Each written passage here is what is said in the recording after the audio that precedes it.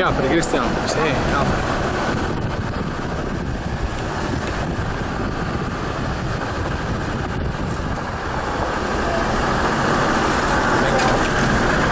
Quanto adoro la macchina. Io odio l'inquinamento, ma quanto adoro la macchina. Ah sì, guarda Cristiano.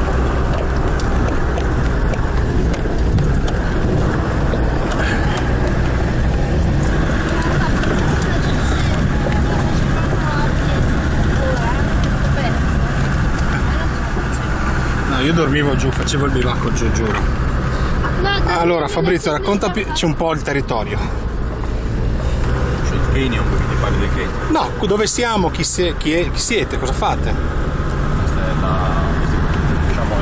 la vallata di Esilana si chiama, che sta proprio di fronte a Guru, un luogo molto importante che per la biodiversità, perché abbiamo tutte e quattro le rocce della Sardegna, abbiamo il granito, il scisto, calcare, più giù c'è anche il basalto, si parte da più di 1200 metri a 100 metri sul livello del mare, quindi questo determina molta biodiversità, sono veramente quasi tutte le piante dell'isola, e poi cose eccezionali come la ginestra etnense, per esempio, che è un endemismo della Sardegna e della Sicilia, molto raro. Voi fate un servizio navetta anche, oltre a fare le guide? Sì, la nostra attività principale è gestire il Guru, quindi il sito del Guru, grande onore per noi perché è un Kenya di importanza notevole, insomma. Poi tutti i servizi che ruotano attorno a Guru, quindi poi escursioni, tutto il territorio circostante, principalmente il sopramonte. E poi abbiamo il campo base, che è poi una struttura di riferimento, da lì partono le escursioni, noleggiamo, vendiamo attrezzatura da trekking, piuttosto che prodotti dell'artigianato, insomma un po' di tutto.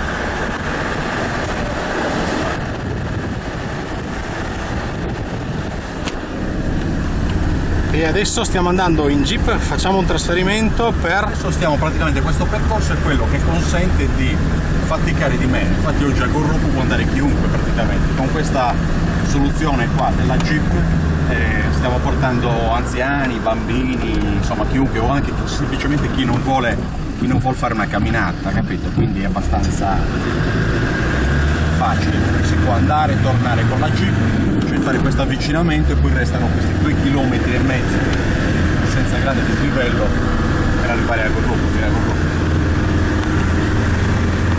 Da dove nasce la vostra attività?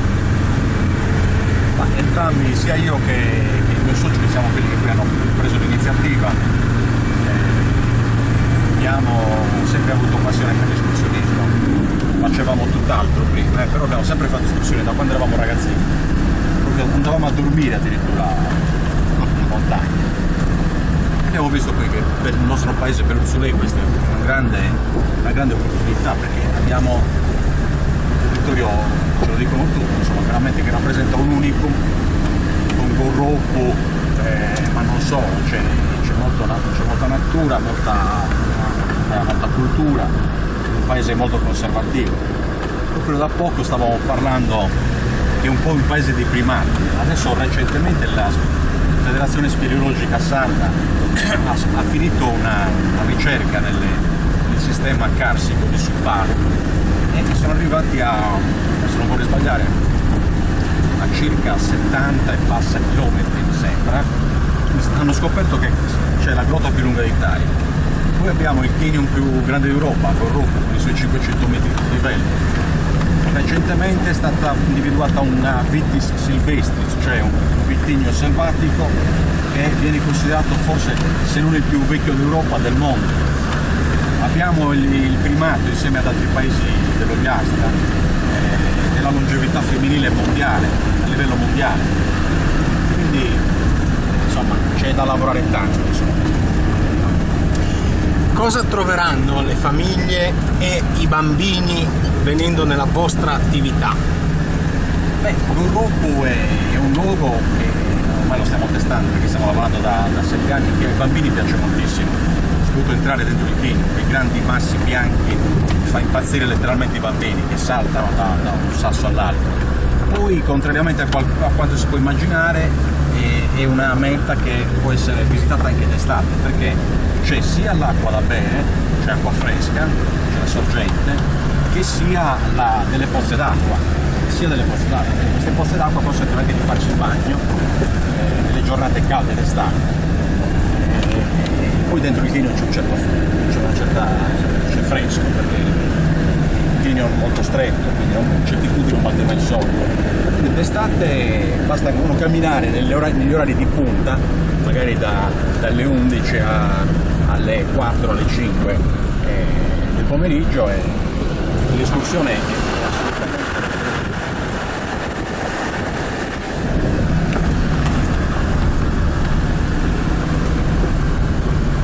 Beh, oltre a questo mi hai raccontato che avete trovato in una grotta alcune cose un po' antiche. Sì, questa è una cosa che devo da approfondire. Proprio oggi, mentre ti aspettavo, mi sono fatto un giretto giusto per spiegare quanto è importante questo ambiente, cioè veramente l'ambiente carsico, dove c'è il calcare, è un ambiente sempre molto spettacolare e ricco di sorprese, pieno di anfratti, di foraggi, di gole, posti difficili anche da raggiungere, che riservano delle sorprese che possono essere di qualsiasi genere. C'è molto da esplorare ancora, basta pensare che stanno ancora scoprendo un sacco di endemismi anche a livello, per esempio, botanico. Ci sono delle specie rarissime, la stessa specie che c'è dentro il canyon è eccezionale, la puleggia di Gorrup, 20 piantine in tutto il mondo solo dentro il canyon.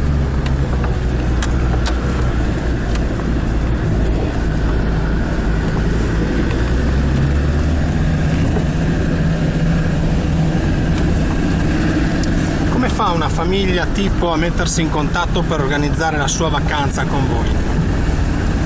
C'è il nostro sito internet, che è lo strumento principale, il nostro sito internet, che è abbastanza indicizzato, quindi se uno clicca Gorrup con una P o con due P, anche se corretto Gorrup, ricordo, con una P, e non su Gorrup, ma Gorrup semplicemente, senza l'articolo su, è Gorrup. Passate nel nostro sito e ci sono un po' tutte le varie opzioni, le soluzioni che uno può scegliere. Ce n'è per tutti i gusti, per chi vuol camminare molto, chi vuol camminare di meno, con guida, senza guida.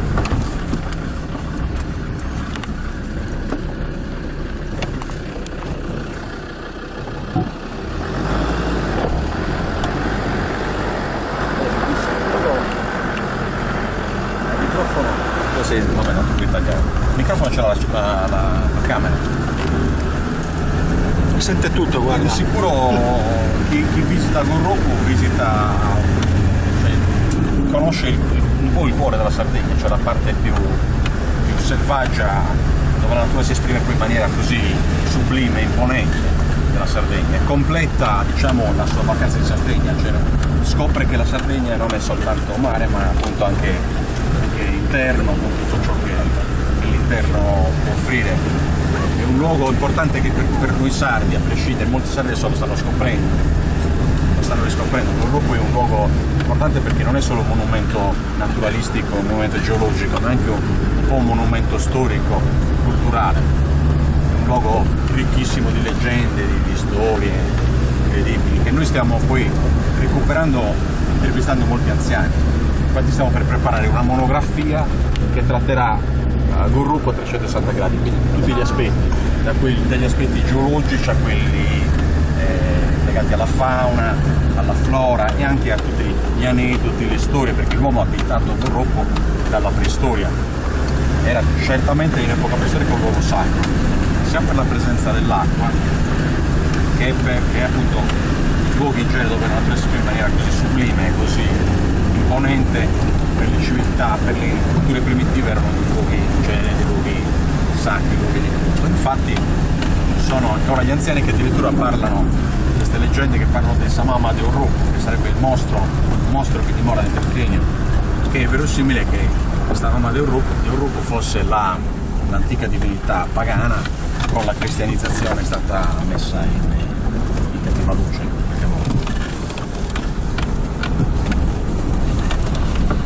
Non potevano omologarla, dai, diciamo così. Come? Non potevano omologarla. Sì, poi c'è la figura del diavolo, chiaramente come in tutti gli orridi del mondo, c'è sempre il diavolo, dentro il canyon, innamora il diavolo. Ma la parete verticale che ho visto, no? Quanto è alta? Ecco, appunto quella parete, senza fare sparate per turisti, è effettivamente quella che dovrebbe dare appunto il primato a Gurrup a livello europeo, perché neanche il Verdon in Provenza o anche il Tara, l'altro grande canyon europeo che è in Montenegro, hanno una parete verticale così, cioè magari hanno dei dislivelli superiori, ma per gradi, che si presentano più come valloni a pelo. Invece Gurrup è molto suggestivo perché è un budello stretto, la sua altezza massima è 500 metri, appunto in quel punto lì, in quella parete, ma sono 500 metri tutti d'un fiato, quindi addirittura la parete per 400 metri è strapiombante. Infatti c'è una via di arrampicata che è una delle più impegnative a livello europeo, perché è quasi tutta B75 e è stata dedicata, chi ha aperto la via nel 98 l'ha dedicata in qualche modo a Fabrizio Andrei, l'ha chiamata Hotel Sopramonte. Memoria sicuramente di quella canzone famosa Sì. Ma a livello proprio di flora abbiamo visto una pianta particolare proprio su quella verticale vertiginosa. Che pianta è? E perché è importante? Questa è l'aquilegia di Gurrup, intendi? L'aquilegia di Gurrup è appunto un endemismo del Kenya, quindi è una pianta veramente rara.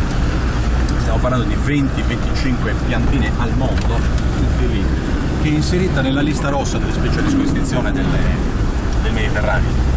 E infatti la monitoriamo noi, ma soprattutto l'Università di Cagliari, con il professor Bacchetta, perché appunto è molto importante la sua tutela. Si trova solo in quello sperone di roccia praticamente. A livello mondiale? Sì. Questo è dovuto sicuramente al fatto che lì ha trovato magari un microclima particolare dentro il canyon, c'è una situazione unica di quel punto lì.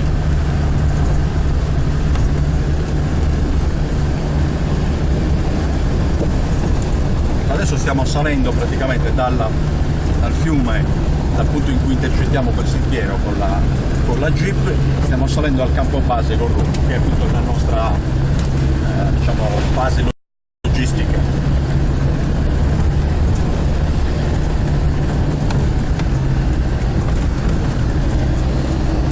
Che affluenza avete come turismo?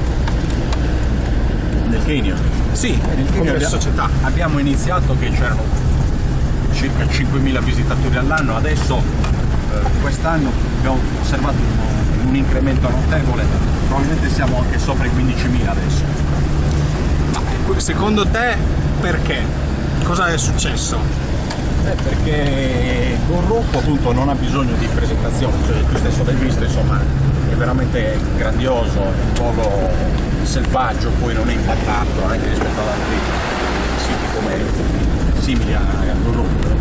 È un ritardo probabilmente dovuto anche al fatto che la Sardegna ha un po' subito un certo tipo di promozione, no? Come dice qualcuno è un po' la ciambella col buco, quindi spiagge ma non c'è l'interno. Quindi c'è questo ritardo che siamo sicuri che verrà in qualche modo colmato.